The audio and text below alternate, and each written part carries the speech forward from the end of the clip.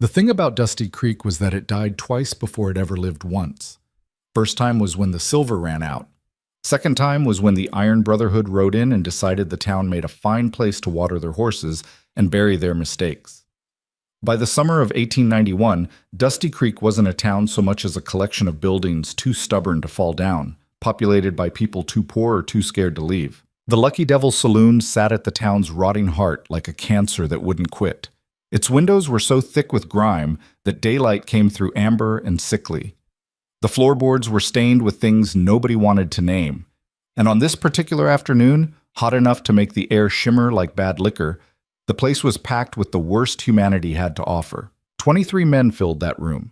23 killers, thieves, and devils wearing human skin. The Iron Brotherhood didn't take just anyone. You had to earn your way in with blood. Lots of it. They controlled everything from the Colorado border down to the Mexican territories. Stagecoach robberies, train holdups, whole towns burned to ash just for the fun of it. Their leader was a man named Cyrus Dane, 6'4", built like a bull, with a scar running from his left eye down to his jaw, a gift from a cavalry officer who didn't survive long enough to admire his handiwork. Cyrus sat at the largest table, playing cards with 4 of his lieutenants. He was winning. He was always winning. 3 aces, Cyrus said, spreading his cards across the table. You boys need to learn when to fold. The man across from him, a wiry killer named Snake, cursed and threw his cards down. You're cheating. Prove it. Snake's hand moved toward his gun. Stopped.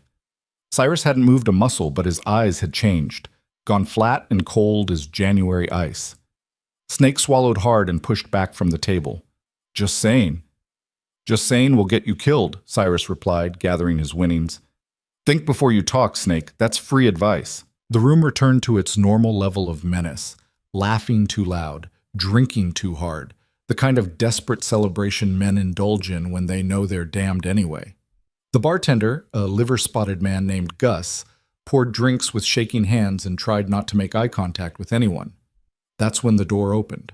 At first, nobody paid attention. The hinges squealed like a dying animal, but that was normal. What wasn't normal was the silence that followed. One by one, conversations died.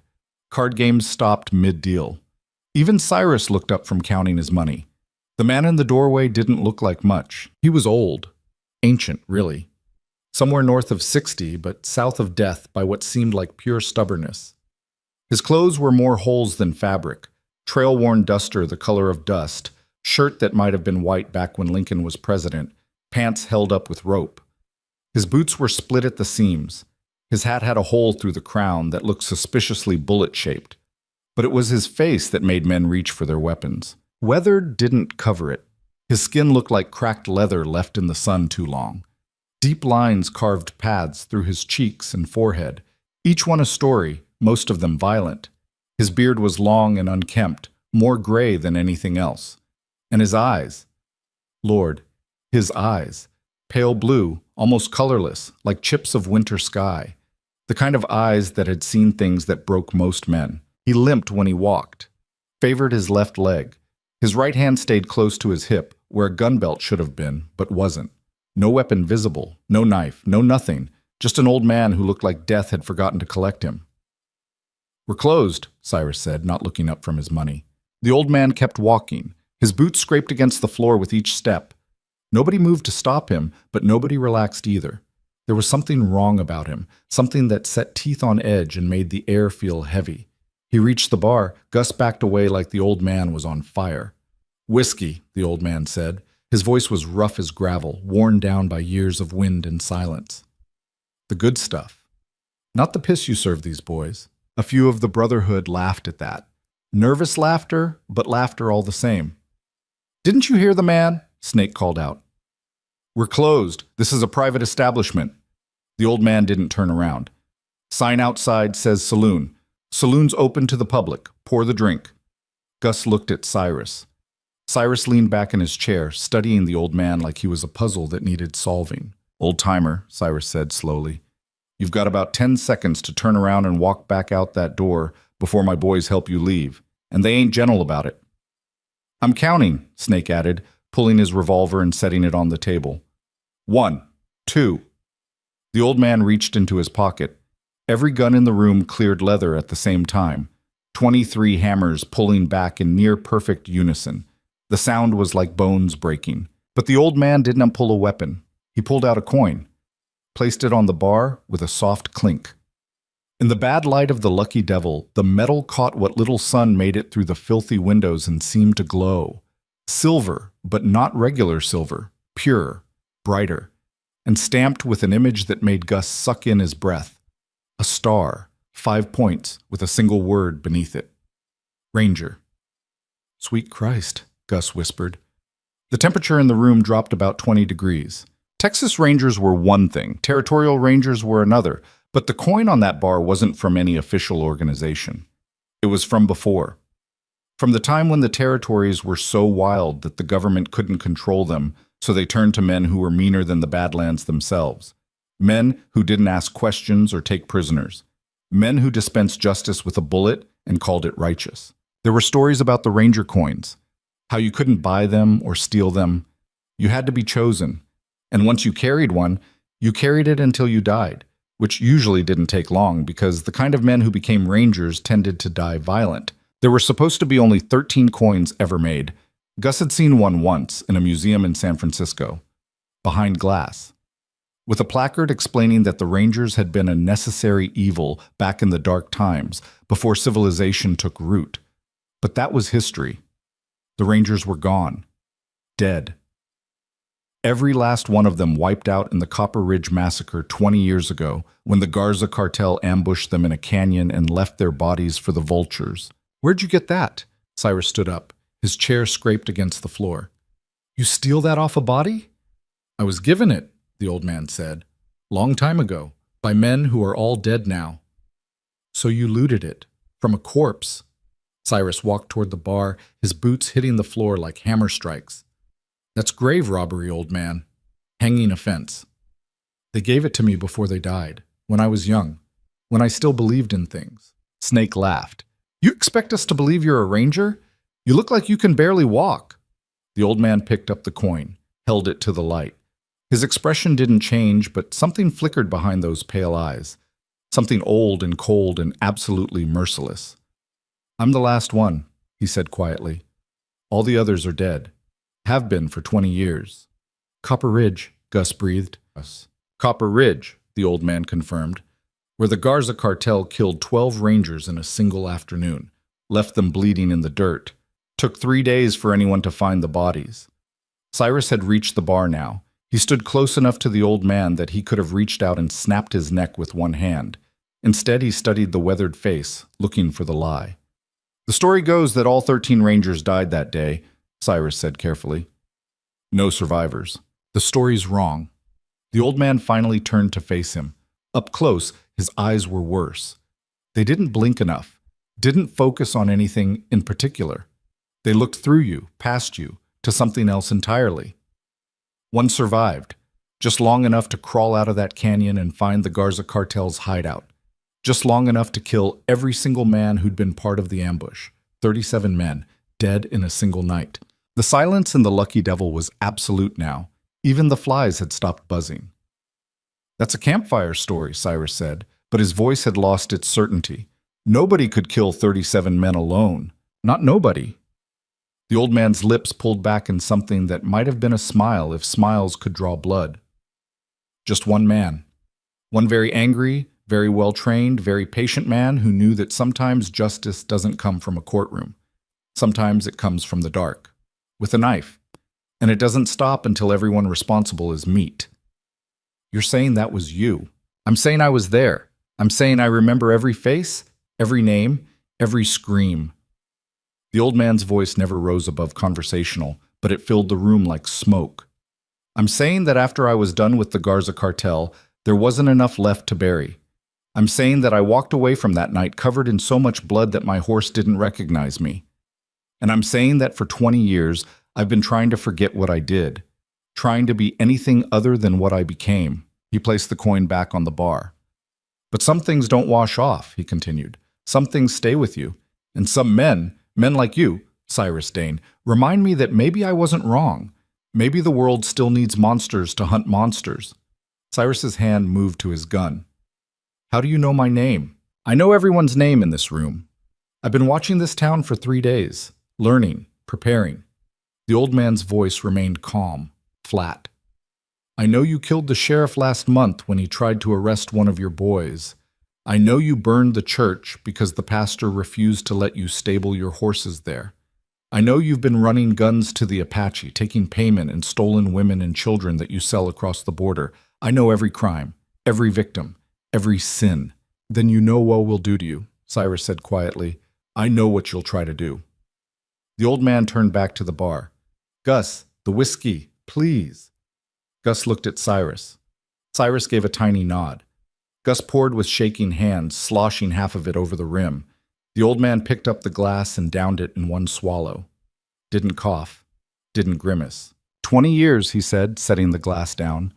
20 years I've been running from what I am, living quiet, trying to convince myself that I could be normal, that I could forget.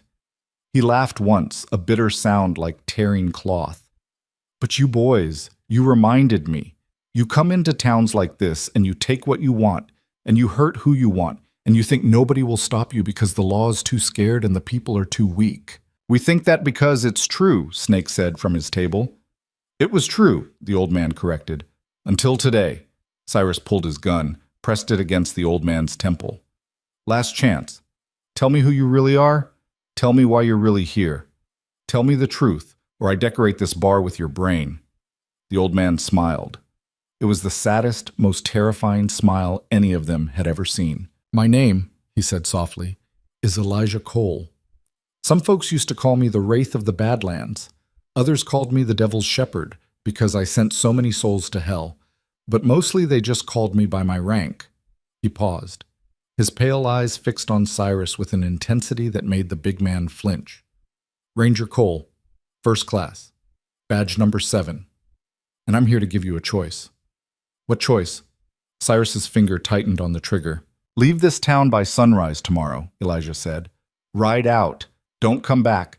Live out your miserable lives somewhere else, and I'll let you live. The Brotherhood erupted in laughter. It bounced off the walls, harsh and mocking. Or? Cyrus pressed the gun harder against Elijah's skull. Elijah Cole turned his head slowly, impossibly, until he was looking directly down the barrel of Cyrus's revolver. Most men would have seen their death in that moment. Elijah just looked bored. Or I'll kill every single one of you, he said simply. Just like I did the Garza cartel. Just like I've done to every group of devils who thought they were beyond justice. I'll hunt you, I'll find you, and I'll end you. Not because I want to, not because it'll make me feel good, but because someone has to. And there's nobody left but me. Cyrus stared at him for a long moment. Then he lowered his gun and started laughing. You hear this? He called to his men. This walking corpse is threatening us. This old man who can barely stand is going to kill all 23 of us. He wiped tears from his eyes. Old-timer, I'll give you credit. You've got imagination, but that's all you've got. Snake, show our guest what we do to people who threaten the Brotherhood. Snake stood up, cracking his knuckles. He was a big man. Not as big as Cyrus, but big enough. Muscle layered on muscle, with hands the size of dinner plates and a reputation for beating men to death with his bare fists. Gonna enjoy this, Snake said, rolling his shoulders. Elijah didn't move, didn't turn around, just stood at the bar looking at his empty glass. Last chance to reconsider, he said quietly. For you or for me? Snake laughed, reaching for Elijah's shoulder. What happened next took 3 seconds. Elijah's right hand moved. It didn't look fast, it looked casual, almost lazy. But suddenly Snake's wrist was caught in an iron grip. There was a sound like a branch snapping. Snake opened his mouth to scream, but Elijah's left hand shot up and caught him by the throat, cutting off the sound. Then Elijah moved. He spun, using Snake's momentum against him, and slammed the big man face first into the bar with enough force to crack the wood.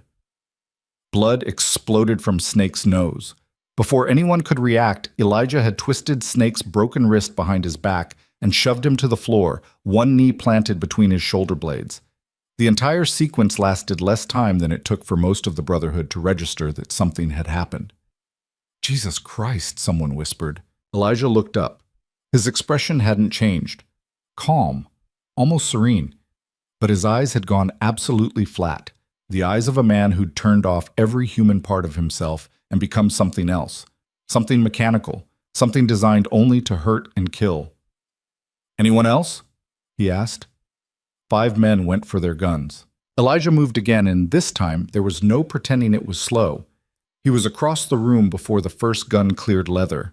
His hand, just his hand, no weapon, struck the nearest man's throat with surgical precision. The man went down choking, his pistol clattering to the floor. The second man managed to raise his revolver. Elijah caught his wrist, twisted, and the gun discharged into the ceiling.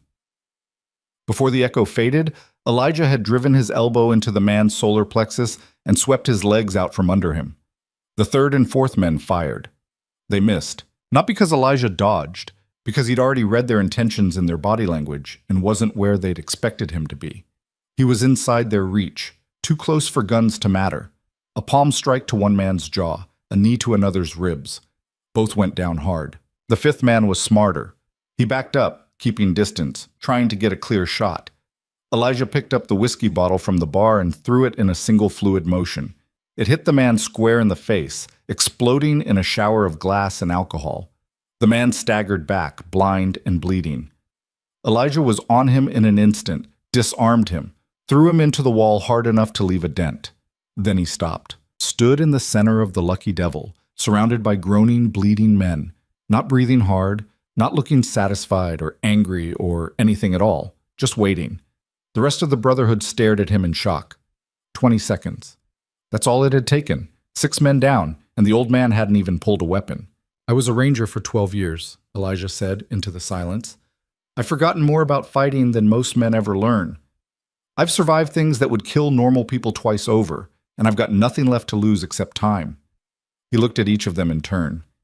"Your friends aren't dead. They're not even seriously hurt, though Snake's wrist is going to need setting. I'm not here to murder you in cold blood. I'm here to give you a chance I was never given, a chance to walk away, to choose a different path. And if we don't?" Cyrus's voice was tight. His gun was drawn now, pointed at Elijah, but his hand wasn't steady. "Then I will do what I was trained to do," Elijah said simply. "I will become the thing I've spent 20 years trying to bury, and none of you will see sunrise. Not because I'm faster or stronger or better, but because I'm willing to go places you're not. I'm willing to hurt in ways you can't imagine, and I will not stop until every single one of you is in the ground." He turned and walked toward the door. The Brotherhood parted before him like water. At the threshold, he paused. "Sunrise," he said without turning around. "You have until sunrise. After that, anyone still in Dusty Creek becomes my responsibility, and I always complete my assignments." Then he was gone, limping out into the afternoon heat. For a long moment, nobody moved. Nobody spoke. Then Cyrus holstered his gun and walked to the window, watched the old man disappear down the street. "Boss?" one of his lieutenants asked quietly. "What do we do?" Cyrus was quiet for a long time. "We kill him," he finally said. "We kill him slow. We kill him public. And we make sure everyone in this territory knows what happens to people who threaten the Iron Brotherhood." He turned from the window, his scarred face twisted with rage. "Send word to the others. I want every man we have in Dusty Creek by midnight. I want twice as many guns as he has bullets. I want this town turned into his grave." "All that for one old man?" "That old man," Cyrus said quietly, "just took down 6 of our best fighters without breaking a sweat. That old man might actually be who he says he is. And if there's even a chance that the stories are true, if there's even a chance that he really is Elijah Cole, the Wraith of the Badlands, then we don't take chances. We bring everyone. And we end this before he has time to prepare." He smiled, but there was no humor in it. "Besides," Cyrus added, "when word gets out that we killed a legend, our reputation will be untouchable. Nobody will ever question us again." Outside, the sun beat down on Dusty Creek with merciless intensity. The streets were empty, the buildings sagged, and somewhere in that dying town, an old man who'd tried to forget how to be a monster was remembering very carefully indeed. The night was going to be long, and come sunrise, one way or another, Dusty Creek was going to learn the difference between stories and truth. The difference between fear and legend. The difference between men who claimed to be dangerous and a man who'd been born in blood and never really left it behind. Elijah Cole walked until he reached the edge of town, where the buildings gave way to empty desert. He stopped, looked at his hands. They were shaking. Not from fear or age, but from something else entirely. Memory. Because the moment he'd moved, the moment he'd let the old training take over, it had all come rushing back. The ranger compound. The endless drills. The missions into hostile territory where mercy meant death and hesitation meant your brothers died screaming.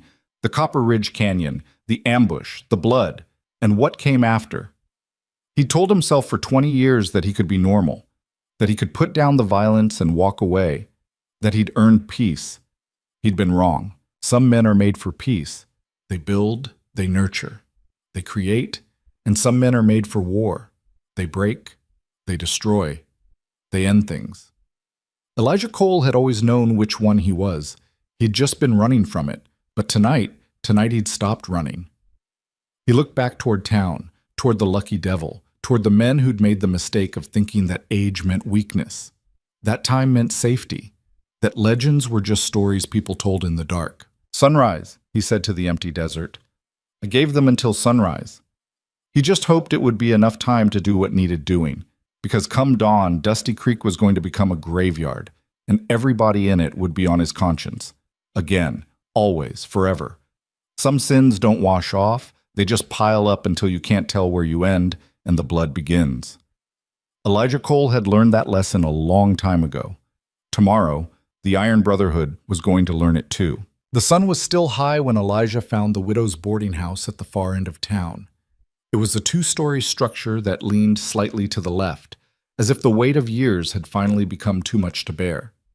Paint peeled from the clapboard siding in long strips. The porch steps groaned under his weight. He knocked, waited. The woman who answered was maybe 50, with steel gray hair pulled back in a severe bun and eyes that had seen enough disappointment to fill a canyon. She looked him up and down with the practiced assessment of someone who'd learned to judge character quickly or die poor. No rooms, she said flatly. Place is full. No, it's not, Elijah replied. I watched this house for 2 days. Nobody's been in or out except you and a cat that's missing half its tail. Her mouth tightened. Then I don't rent to drifters.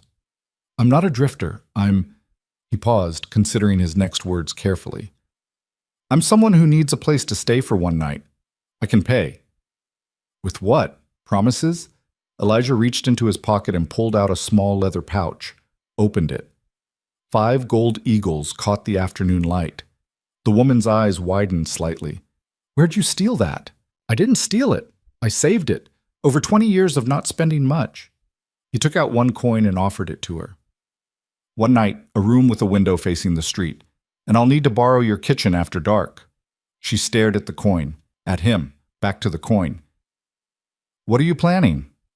Nothing that'll bring trouble to your door, he said. I promise you that. Your promises aren't worth much if you're dead. And the way you were limping up my steps, you look about 1 strong wind away from the grave. Maybe. Elijah's expression didn't change. But not tonight. Something in his voice made her take the coin. She stepped aside, opening the door wider. Name's Martha Hendricks, she said. I run a respectable establishment. No drinking, no gambling, no women, no fighting. Yes, ma'am. And if the Brotherhood comes here looking for you, I'm telling them where you are. I've got enough problems without adding more. That's fair, Elijah said. Though if they come here, you should probably be somewhere else. Martha led him up narrow stairs that creaked with each step. The hallway smelled like old wood and older memories. She opened a door at the far end. The room was small. A bed that sagged in the middle. A washstand with a cracked basin. A single window with curtains that had once been white. But it was clean, and it was quiet, and it was exactly what he needed. Kitchen's downstairs, Martha said from the doorway. What exactly are you planning to cook? Not cook, prepare. Elijah set his few belongings on the bed. Tell me about this town, Mrs. Hendricks, before the Brotherhood came. What was it like? She was quiet for a moment, her hand on the doorframe. It was good, she said finally. Not rich, but good. People helped each other. We had a school, a real doctor, families. Her voice had gone soft, remembering. My husband ran the general store. We had plans. We're going to expand, maybe open another location in Silver Ridge. What happened to him? The Brotherhood happened 3 months ago. He told them they couldn't take supplies without paying. They shot him in the street. Her knuckles were white where she gripped the doorframe. Sheriff tried to arrest them. They hanged him from the church bell tower. After that, nobody fought back anymore. What was the point? There's always a point, Elijah said quietly. Is there? You going to give me back my husband? You going to undo 3 months of hell? Martha's voice cracked slightly. I saw what you did at the Lucky Devil. Words already spreading. You humiliated them, made them look weak. You think they're just going to ride away at sunrise? You think men like that forgive? No, Elijah admitted. I don't think they'll forgive. I'm counting on it. Then you're a fool, or crazy, or both. She turned to leave, then stopped. There are other people here, you know, in this town. People who didn't ask for any of this. When the shooting starts, and it will start, those people are going to die. You thought about that? Every minute since I walked through those saloon doors. And you're doing it anyway. Yes, ma'am. Martha studied him for a long moment. You really think you can win, one man against all of them? I think I can try, Elijah said. That's all anyone can ever do. She left without another word, pulling the door shut behind her. Elijah sat on the bed and felt it sag beneath him. His leg ached where he'd taken a bullet during the Copper Ridge massacre.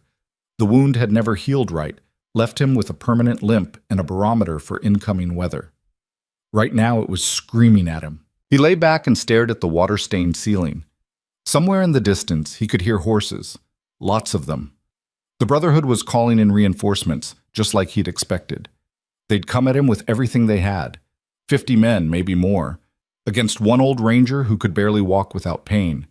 The smart thing would be to leave, slip out the back, steal a horse, ride until Dusty Creek was just another bad memory.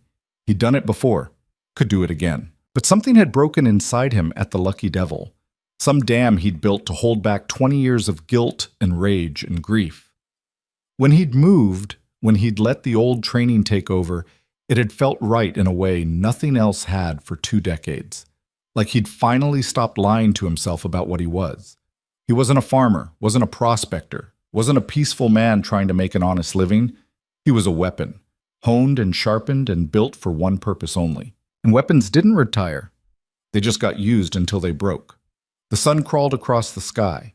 Elijah watched its progress through the window, marking time. At 4 o'clock, he got up and went downstairs. Martha was in the kitchen, kneading bread dough with more force than strictly necessary. Need to borrow this, he said, gesturing at the room. Fine, just don't make a mess. She left, wiping flour from her hands.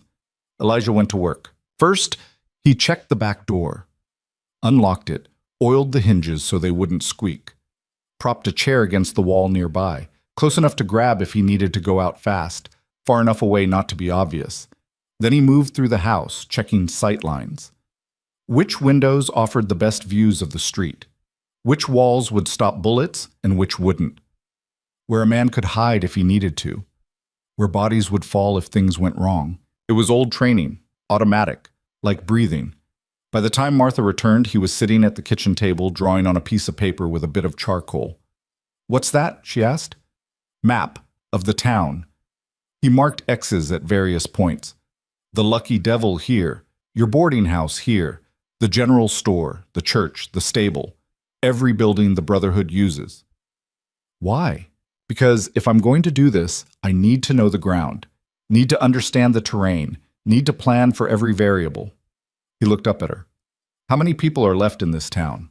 Real people, I mean. Not Brotherhood. Maybe 30, maybe less. Most everyone else left after... She trailed off. After your husband. After everything. She sat down across from him. There's old man Patterson who runs the stable. Sarah Chen at the general store. She took it over after my husband died. The school teacher, Miss Alice, though there's no school anymore. A few families with young children, some ranch hands who couldn't afford to leave. That's about it. And they're all scared, terrified. The Brotherhood owns this town.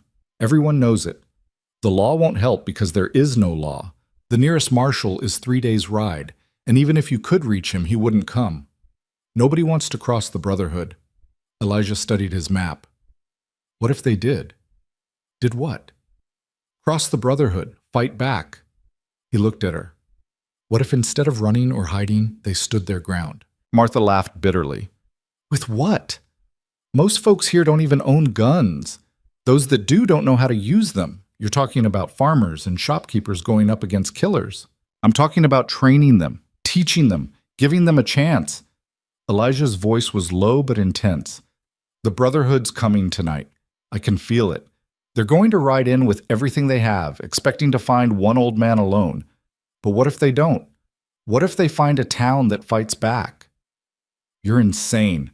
Probably. He stood up, his leg protesting. But I'm also right. The Brotherhood controls this town because everyone's too scared to resist. Break that fear, and you break their power. People will die. People are already dying. Your husband died. The sheriff died. How many more will die if nobody does anything? Elijah's pale eyes fixed on her. I'm offering you a choice, Mrs. Hendricks. The same choice I gave the Brotherhood. Fight or run, stand or fall. But make no mistake. Tomorrow, everything changes. Either this town finds its spine or it ceases to exist. Those are the only options left. Martha was quiet for a long time. Then she stood up. I'll get the others, she said. I can't promise they'll listen, but I'll get them. She left through the back door. Elijah returned to his map, making notes, calculating angles and distances. The light outside was fading now, the sky turning that particular shade of orange-purple that meant night was coming fast. He heard them before he saw them. Footsteps. Hushed voices. The creak of the back door opening. Martha came in first, followed by a stream of townspeople. They filled the kitchen, 30-some souls ranging from a white-haired man who must have been Patterson to a young woman holding a baby. They all looked terrified. This is everyone? Elijah asked. Everyone who would come, Martha replied. The others are hiding or left town already. Elijah studied the faces staring back at him, saw fear, exhaustion, desperation. But underneath all of that, he saw something else. Something small but vital. Hope. Fragile as spider silk, but there. My name is Elijah Cole, he began. Some of you might have heard the name. Most of you probably think I'm a story. I'm not. I was a ranger. Before that, I was a killer. After the rangers died, I went back to being a killer. And for 20 years, I've been trying to pretend I'm something else. Something better. He paused, letting them see him. Really see him. Not a legend, just a tired old man with blood on his conscience. The Iron Brotherhood is coming tonight, he continued. Maybe 50 men, maybe more. They're coming to kill me, to make an example, to prove that nobody threatens them and lives. He looked at each of them in turn. But here's the thing. They're expecting one target. They're expecting to ride in, find me, and end this quick. What they're not expecting is resistance, a town that fights back. We can't fight them, someone said. A middle-aged man with a farmer's build and scared eyes. We're not soldiers. No, you're not, Elijah agreed. But you don't need to be. You just need to be willing to defend your homes. I can teach you the rest. In one night? The young woman with the baby shook her head. That's impossible. It's difficult, not impossible. Elijah moved to the table, spreading out his map. I'm not asking you to be gunslingers. I'm asking you to follow a plan, to trust me, and to be ready to do hard things when the time comes. Why should we trust you? Patterson asked. His voice was rough with age and suspicion. You rode into town this afternoon. We don't know you. Don't owe you nothing. You're right. You don't owe me anything, but I owe you. Elijah's voice went quiet. I owe your town. I owe every town like this that I walked past because I was too scared to get involved, too broken to care. I owe the rangers who died thinking I'd carry on their work. And I owe the man I used to be before I decided that running was easier than fighting. He looked directly at Patterson. I'm not asking you to trust me because I'm good or righteous or noble. I'm asking you to trust me because I know how to hurt bad men. I know how to make them bleed. And I know how to win battles that nobody else thinks are winnable. His pale eyes swept across the room. The Brotherhood thinks this town is theirs, that you're beaten, that you'll roll over and let them do whatever they want. Prove them wrong, not for me, for yourselves, for your children, for the future you want instead of the one they're giving you. The kitchen was silent except for the ticking of a clock on the wall. Then Martha spoke. "What do you need us to do?" Relief washed through Elijah, though he didn't let it show. "First, I need to know who can shoot. Not well, just who's handled a gun before." 10 hands went up. Not great, but better than nothing. "Second, I need to know what weapons you have. Rifles, shotguns, pistols, anything that fires." "I've got an old Spencer rifle," Patterson said. "From the war. 2 hunting rifles in my store," Sarah Chen added, "and a box of ammunition." Others chimed in. By the time they were done, Elijah had counted 15 weapons. Not enough. Not nearly enough. "We're going to need more," he said. "The Brotherhood keeps an armory in the building next to the saloon. About 20 rifles plus ammunition. We're going to steal it." "That's suicide," someone said. "Someone did." "That's necessary," Elijah corrected. "And we're doing it now, while most of them are still out rounding up reinforcements. Patterson, you're with me. The rest of you stay here. Martha will explain the plan." He didn't wait for arguments, just headed for the back door. Patterson followed, moving with the stiff gait of a man whose knees had given up years ago. "You really think this'll work?" Patterson asked as they walked through the darkening streets. "I think it's got a chance," Elijah replied. "That's all any plan ever has." They moved quietly, keeping to shadows. The town was mostly empty now. The Brotherhood had posted guards at key intersections, but they were focused on the main roads, not the alleys. Elijah and Patterson circled around, approaching the armory from behind. 2 guards stood at the front door. Bored. Smoking cigarettes and talking in low voices. They weren't expecting trouble. "Wait here," Elijah whispered to Patterson. "Don't move unless I signal." He slipped around the side of the building, testing windows. The third one was unlocked. He eased it open, wincing as it squeaked. The guards didn't react. He pulled himself through, his bad legs screaming in protest, and dropped into darkness. The armory was small, just one room lined with racks. Rifles, shotguns, boxes of ammunition, more than he'd hoped for. He worked quickly, passing weapons through the window to Patterson, who stacked them as quietly as possible. They were halfway done when he heard boots on the porch outside. "You check inside yet?" a voice asked. "What for? Nobody's stupid enough to—" The door started to open. Elijah moved 3 steps across the room. His hand found a rifle barrel in the darkness. He swung it like a club just as the door opened fully, catching the first guard across the temple. The man went down without a sound. The second guard barely had time to register what happened before Elijah was on him. A hand over his mouth, an arm around his throat. Pressure on the carotid arteries, not enough to kill, just enough to shut off blood to the brain. The guard struggled for maybe 5 seconds before going limp. Elijah lowered him to the floor, checked both men's pulses. Still alive. Good. He finished loading weapons through the window, then climbed out himself. Patterson stared at him with something close to awe. "You barely made a sound." "Practice," Elijah said shortly. "Help me carry these." They made 3 trips, moving weapons from the armory to the boarding house. By the time they were done, Elijah's leg felt like it was on fire and his hands were shaking. But they had what they needed.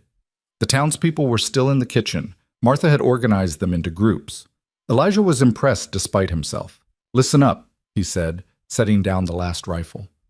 "Here's the plan. The Brotherhood's going to come in from the east. That's the main road into town.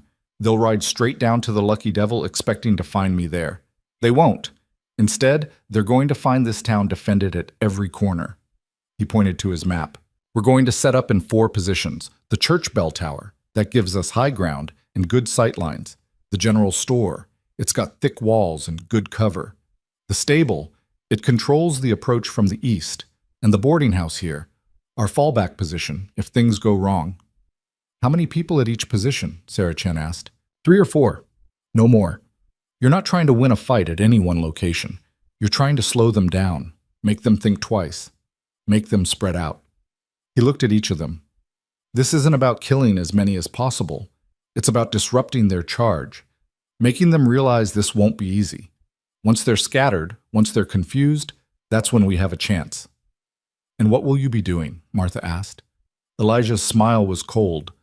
"I'll be doing what I do best. Hunting." He spent the next 3 hours teaching them everything he could. How to hold a rifle properly. How to aim without closing one eye. How to breathe and squeeze rather than pull the trigger. how to reload fast, how to use cover effectively. Most of them were terrible shots, but a few showed promise. The school teacher Alice had steady hands and good eyes. Sarah Chen had grown up hunting with her father. Young Thomas, barely 18, had the kind of focus that made good soldiers. It wasn't enough. Not really, but it would have to be. At midnight, Elijah positioned them, Alice, Sarah, and Thomas in the church tower, Patterson and 3 others in the general store. The stable crew, ranch hands who at least knew which end of a gun was dangerous. The rest in the boarding house, with Martha coordinating. He walked from position to position, checking their lines of fire, making sure they understood the signals. 1 lantern meant hold fire. 2 lanterns meant shoot. 3 meant retreat to the boarding house. Remember, he told each group, you're not heroes, you're defenders. If it gets too hot, if they're about to overrun you, fall back. Don't die trying to hold ground, live to fight from the next position. What about you? Alice asked from the bell tower.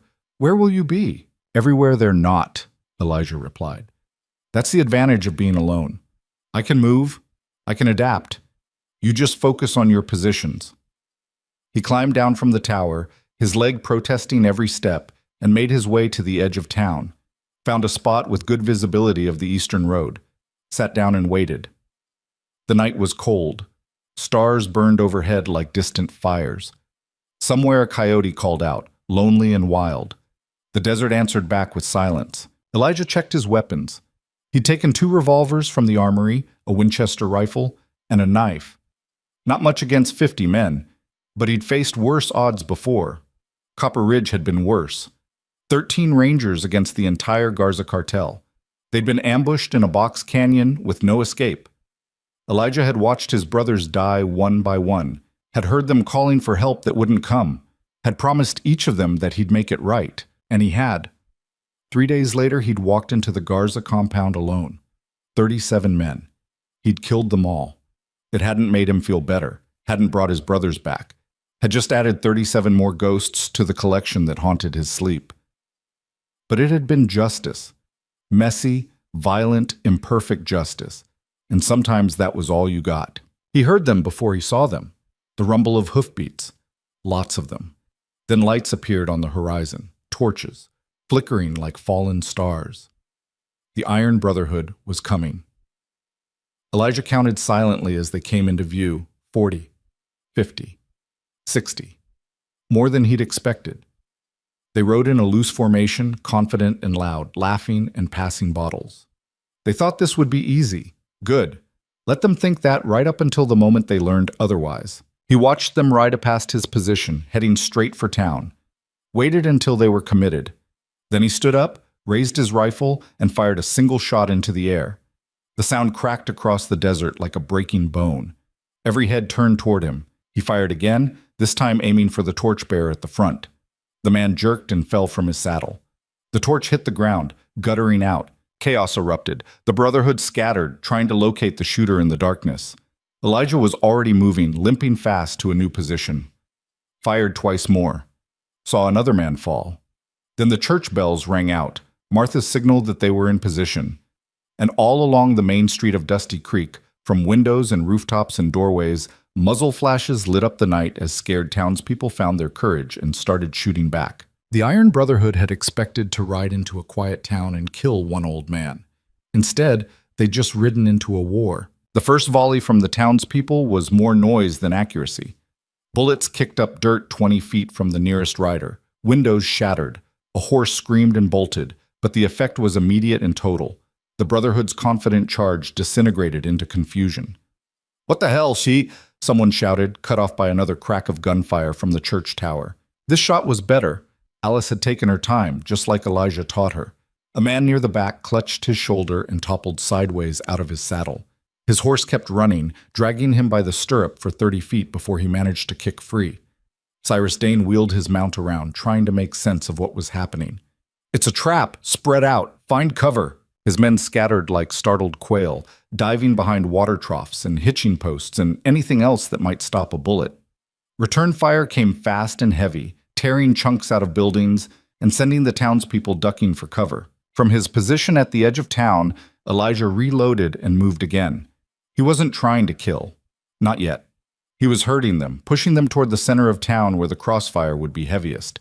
2 more shots into the group on the left. They veered right, straight into the killing zone the stable hands had set up. More gunfire erupted. A Brotherhood rider went down hard, his horse trampling him in its panic. Another caught a rifle round in the leg and fell screaming. But the Brotherhood was recovering now, getting organized. These weren't amateurs. They'd fought before, survived before. Cyrus was shouting orders, splitting his men into assault teams. One group charged the church. Another made for the general store. A third circled wide, trying to flank the boarding house. "They're coming up the street." Sarah Chen's voice was high and tight with fear, carrying from her position in the store. "There's too many!" "Hold position," Elijah shouted back, moving through the shadows toward the church team. "Wait for them to commit." The Brotherhood men rushing the church had dismounted, using their horses as mobile cover. Smart. Harder to hit. They fired as they advanced, keeping the defenders' heads down. Alice got off one more shot before they reached the church doors. Missed. Then they were inside, boots thundering on the wooden floor, heading for the stairs to the bell tower. Elijah was already there. He'd circled around through the back alley, climbed through a broken window into the church proper. Now he crouched in the darkness beneath the choir loft, watching 3 men pound up the stairs. Heard Alice scream, a gunshot, then silence. His heart seized.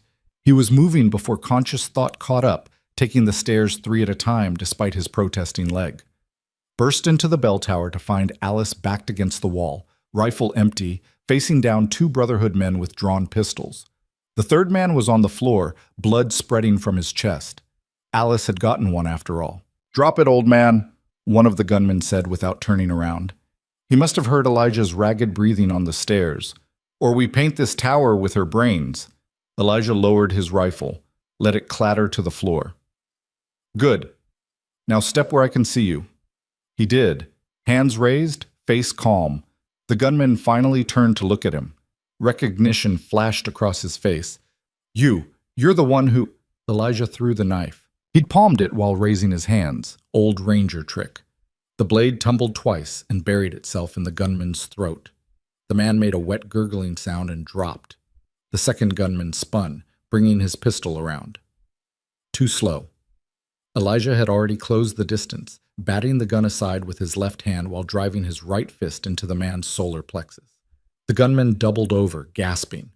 Elijah brought his knee up, felt the crunch of a breaking nose, and the man went down. "You all right?" Elijah asked Alice, breathing hard. She was shaking, staring at the bodies. I killed him. I killed that man. You defended yourself. There's a difference." He picked up his rifle, checked the load. "Can you keep shooting?" I don't know if yes or no. I need to know right now." She looked at him, swallowed hard, nodded. "Good. Stay low. Aim center mass. Don't think about what you're doing. Just do it." He moved to the tower window, assessed the street below. "I have to get back out there. You'll be okay?" Another nod. Steadier this time. He left her reloading with shaking hands and descended the stairs. Outside, the battle had intensified. The general store was taking heavy fire. He could see muzzle flashes in the windows, hear Sarah shouting at her people to fall back to the second room. The stable was holding, but barely. And the boarding house group had engaged the flanking team in vicious close quarters fighting among the buildings. Elijah ran, limped, really, toward the thickest fighting. Near the general store, 5 Brotherhood men had taken cover behind an overturned wagon and were systematically destroying the storefront with concentrated fire. He came at them from behind. The first man never knew what hit him. Elijah brought the rifle stock down on the back of his skull, and he dropped like a cut string. The second man started to turn, but Elijah was already on him, driving the rifle barrel into his gut and then up under his chin. Teeth broke. The man went down. The other 3 scattered. One fired blindly over his shoulder as he ran. The bullet went wide by 3 feet. Elijah dropped to one knee, aimed, squeezed. The rifle kicked against his shoulder.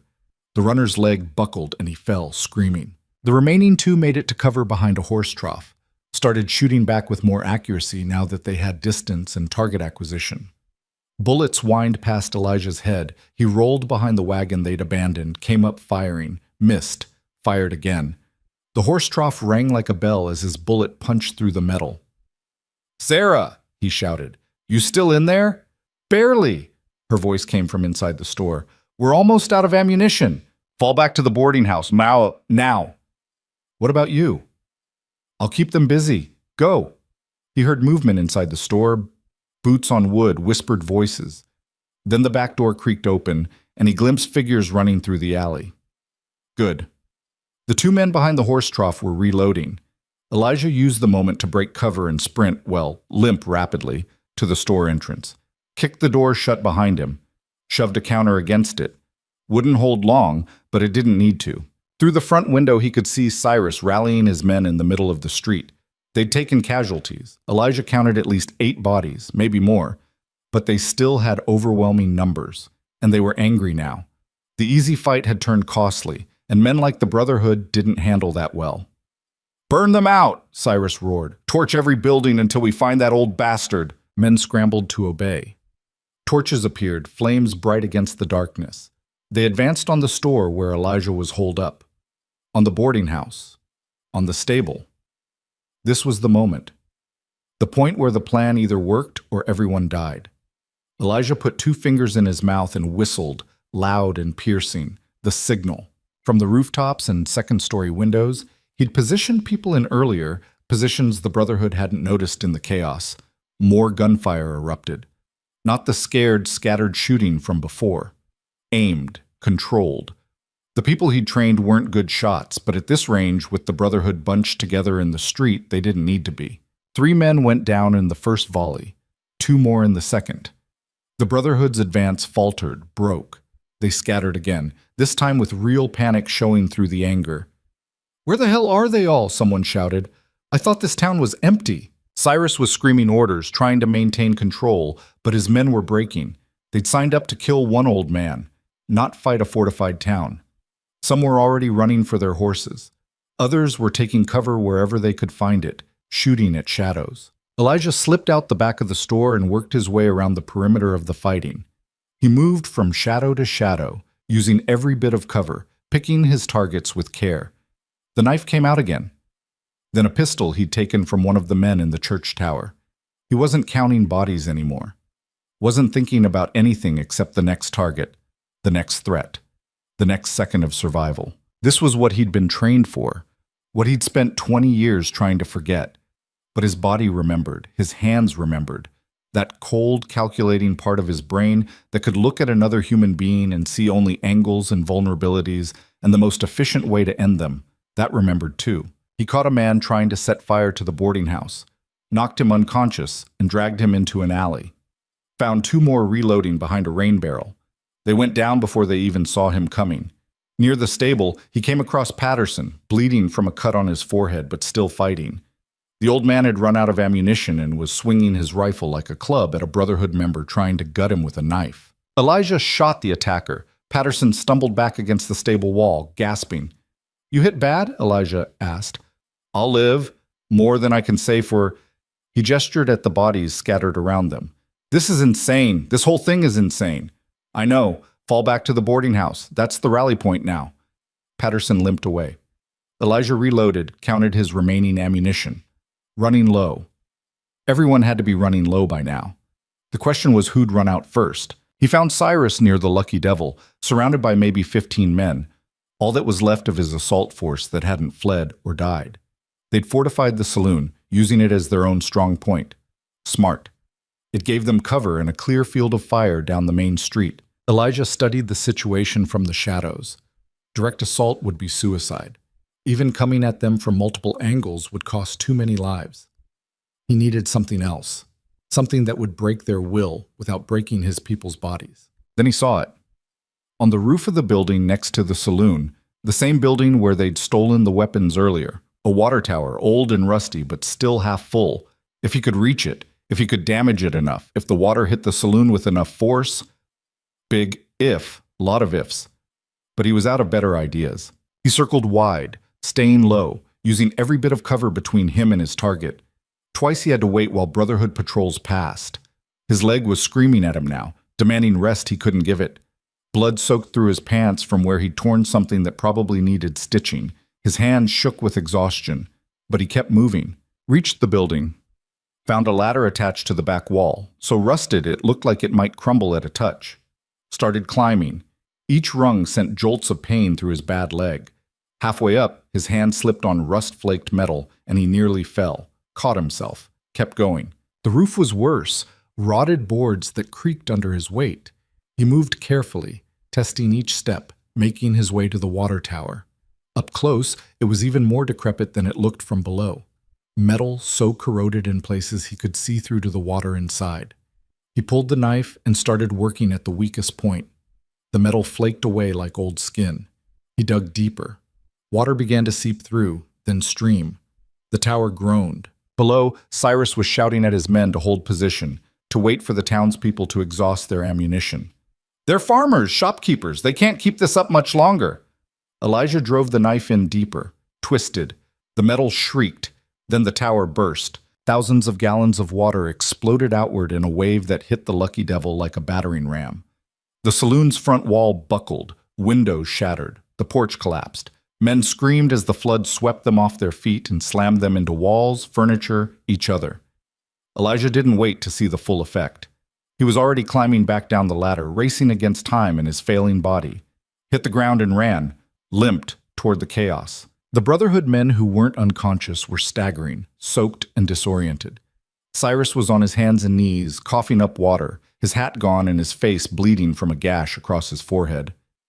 "It's over," Elijah said, walking out of the shadows with his rifle leveled. "Tell your men to drop their weapons." Cyrus looked up at him. Water dripped from his beard. His eyes were wild with rage and disbelief. "You think you've won?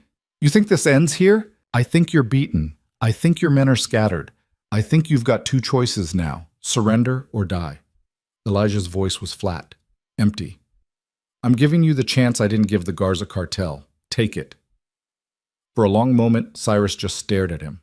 Then slowly, deliberately, his hand moved toward the pistol still holstered at his hip. "Don't," Elijah said quietly. Cyrus's hand kept moving. Elijah shot him. Not to kill. The bullet took Cyrus in the shoulder, spinning him around and slamming him back into the mud. He lay there, gasping, clutching the wound. "I said don't," Elijah repeated. He raised his voice, addressing the remaining Brotherhood men. "Anyone else want to try? Anyone else think this is worth dying for?" Silence. Then one by one, weapons clattered to the ground. "Smart." Elijah didn't lower his rifle. "Now move, all of you, to the center of the street where I can see you." They obeyed, helping wounded comrades, moving slowly. Elijah counted 15 still standing. Combined with the ones who'd fled earlier and the bodies scattered throughout town, that meant maybe half the Brotherhood was accounted for. The rest had run. Good. Let them spread the word about what happened here. Martha emerged from the boarding house, followed by the other townspeople. They looked shell-shocked, covered in gun smoke and fear, but alive. Most of them, anyway. He saw gaps in their numbers. Sarah Chen was supporting a man who'd taken a bullet in the side. Young Thomas had a bandage around his head, blood soaking through. "Is everyone—" Elijah couldn't finish the question. "We lost 2, Martha said, her voice thick. Mr. Henderson from the stable, and Margaret Wu from the boarding house. 3 more are hurt bad. 2 dead, 3 wounded, against 50 Brotherhood members. It should have been worse. It should have been everyone. But 2 was still too many." "I'm sorry," he said. "Don't." Martha's eyes were hard. "Don't apologize. They died defending their home. That's more than they would have gotten if you hadn't come here." She looked at the captured Brotherhood members. "What do we do with them?" "Good question. The smart thing would be to kill them all right now, make sure they couldn't regroup, couldn't seek revenge. The Ranger thing to do. But that was the old way. The way that had left him hollow and haunted for 20 years. Tie them up," he said finally. "The wounded ones get medical attention. Basic, nothing fancy. The rest wait for the marshal." "The marshal won't come," Patterson said, joining them. He'd tied a rag around his forehead to stop the bleeding. "We're 3 days' ride from any law. Then we take them there ourselves. Load them in wagons, under guard." Elijah looked at Cyrus, still lying in the mud clutching his shoulder. "Your gang is finished. Your reputation is destroyed. You're going to stand trial for what you've done. And when they hang you, Everyone in the territories will know that the Iron Brotherhood was broken by farmers and shopkeepers and an old man who was too stubborn to die." Cyrus laughed, a bitter, broken sound. "You think this is over? You think taking down one gang changes anything? There's a dozen more like us out there, worse than us. When they hear what happened here, they'll come looking, not for revenge, just to prove they're tougher than we were. Let them come." Elijah's voice was ice. "We'll be ready." But even as he said it, exhaustion crashed over him like a wave. His leg finally gave out and he stumbled. Martha caught him before he could fall. "You're hurt," she said, looking at the blood soaking his pants. "I'm fine." "You're not fine, you're half dead," she called to Sarah. "Get the medical supplies, and find somewhere for him to lie down before he falls down." They half carried him to the boarding house, up the stairs to the same room he'd rented earlier that felt like a lifetime ago. Laid him on the bed. Someone, Sarah, he thought, cut away his pants leg and started cleaning the wound. He'd torn something in his thigh. The old injury from Copper Ridge opened up again. It bled freely, looked worse than it was. Probably. "This needs stitches," Sarah said. "Later." He tried to sit up, couldn't quite manage it. "The prisoners. Someone needs to watch." "Patterson's got them," Martha interrupted, "and half the town's standing guard with loaded rifles. They're not going anywhere." She pushed him back down. "You did your part. Let us do ours." He wanted to argue, should argue, but the exhaustion was winning. His eyes kept trying to close despite his best efforts. "Stay awake," Sarah said, threading a needle. "I need you conscious for this." The stitching hurt like fire, but he'd had worse. Had stitched himself up more times than he could count in places where no doctor would come. He focused on the water-stained ceiling, counting the spots, keeping his breathing steady. When Sarah finished, she bandaged the wound with strips torn from a clean sheet. "You'll need to stay off it for a few days. Give it time to heal." "Can't have to get those prisoners to—" "In a few days," Martha said firmly. "Not tonight. Maybe not tomorrow. You push that leg now and you'll do permanent damage. Then you won't be good to anyone." He knew she was right. Hated that she was right. But his body had finally reached its limit.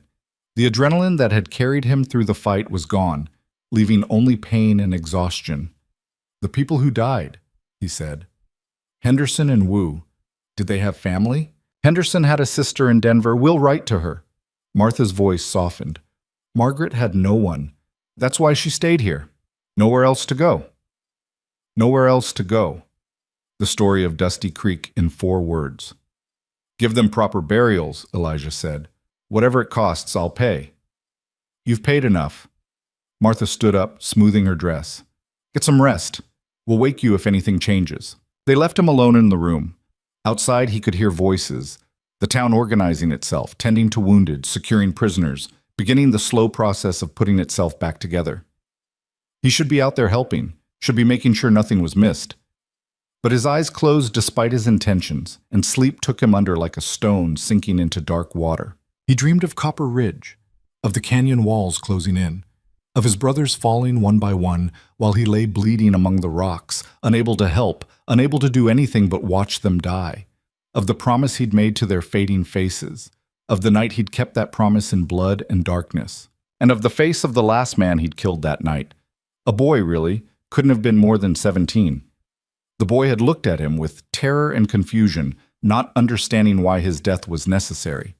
Elijah hadn't tried to explain, had just pulled the trigger and moved on to the next target, because that's what Rangers did. They completed the mission. They delivered justice. They didn't let feelings get in the way. He woke up gasping, covered in cold sweat. The room was gray with pre-dawn light. His leg throbbed in time with his heartbeat. Someone had covered him with a blanket at some point during the night. Downstairs, he heard voices. Movement. The town was already awake, already working. He forced himself to sit up, then stand. His legs screamed protest, but held. He limped to the window and looked out at Dusty Creek. The main street was a wreck, buildings riddled with bullet holes. The Lucky Devil's porch collapsed, debris everywhere. But people were out there cleaning up, boarding over broken windows, sweeping away spent cartridges, working together, building something. He watched them for a long time, these people who'd found courage when they needed it most, who'd stood and fought when running would have been easier. who'd proven that ordinary people could become extraordinary when pushed hard enough. Maybe Cyrus had been right. Maybe other gangs would come, testing themselves against the town that broke the Brotherhood. Maybe this victory was temporary, just one battle in a war that would never truly end. But for now, in this moment, watching the sun rise over Dusty Creek, Elijah allowed himself to feel something he hadn't felt in 20 years. Hope. Small and fragile as a candle flame. But there, someone knocked on his door. Martha entered with a tray, coffee, bread, something that might have been eggs.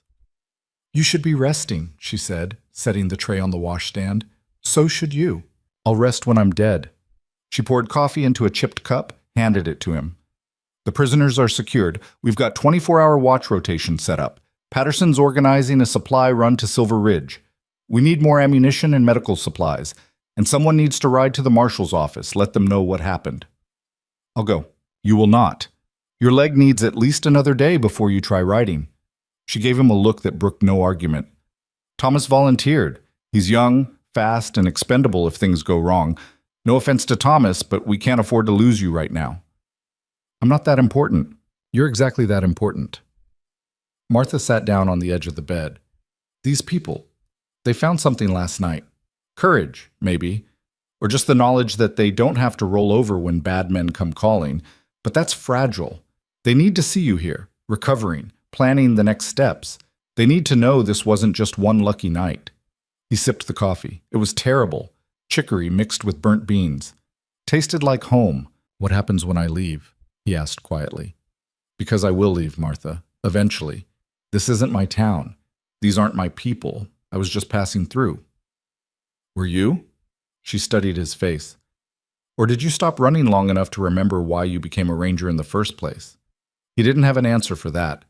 Outside, the sun climbed higher. Dusty Creek stirred and woke and began another day. And Elijah Cole, the last ranger, the wraith of the Badlands, the man who'd spent 20 years trying to forget what he was, stood at the window and wondered if redemption was possible, if monsters could become men again, if all the blood could ever wash clean.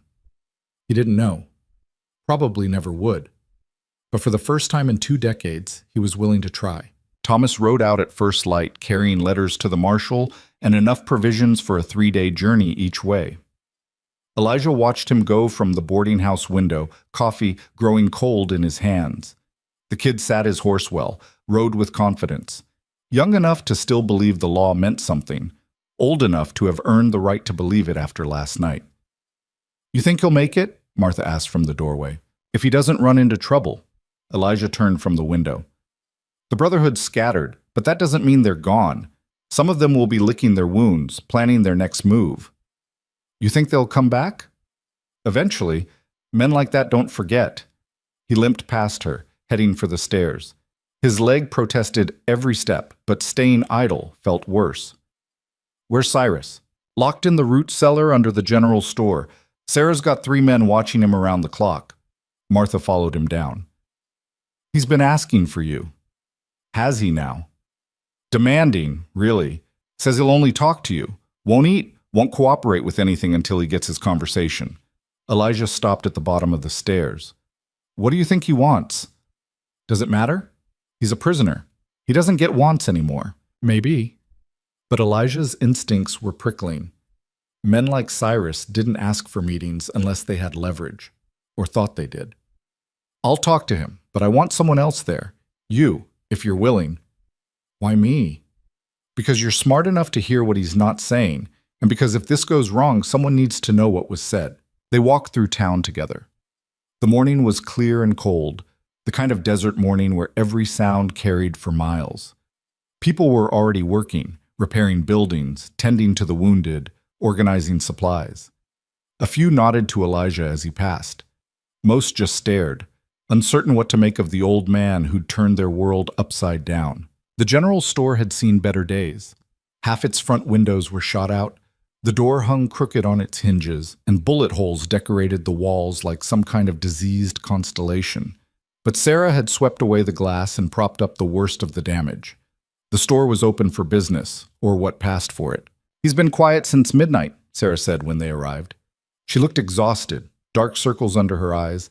but her hands were steady on the rifle she carried. Kept asking when you'd come. I told him maybe never. I'm here now. Elijah tested his weight on his bad leg, grimaced. Open it up. Sarah led them to a back room, then pulled aside a rug to reveal a trap door. The root cellar beneath was deep and dark, meant for storing vegetables through the winter. Now it held one wounded crime lord and the wreckage of his ambitions. They descended a ladder, painful for Elijah, but he managed. At the bottom, a single lantern cast sickly yellow light across packed earth walls and shadows that seemed to move on their own. Cyrus sat against the far wall, hands bound, shoulder wrapped in bloody bandages that Sarah had changed reluctantly that morning. He looked smaller down here, diminished, but his eyes were still hard, still calculating. Took you long enough, he said. Been busy cleaning up the mess you made. Elijah lowered himself onto a barrel, taking weight off his leg. Martha tells me you wanted to talk, so talk. Cyrus smiled. It wasn't a pleasant expression. You think you won. That's what this is about, isn't it? You rode in here, played hero, saved the town. Feel good about yourself? Not particularly. You should. You beat the Iron Brotherhood, took down one of the most feared gangs in the territories. Cyrus shifted, wincing as the movement pulled his shoulder wound. But here's what you don't understand, old man. You didn't beat the Brotherhood, you beat me, and there's a difference. Get to the point.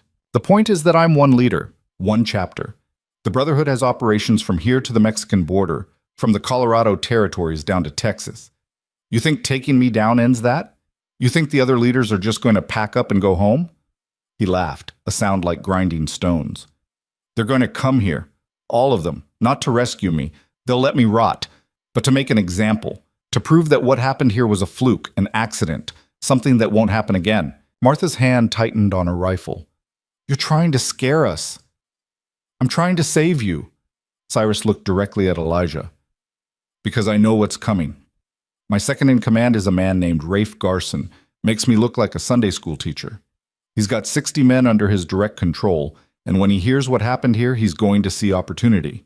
Take down Dusty Creek, prove he's stronger than I ever was, and step into my shoes as the Brotherhood's chief warlord. When? Elijah's voice was flat. Week, maybe 2.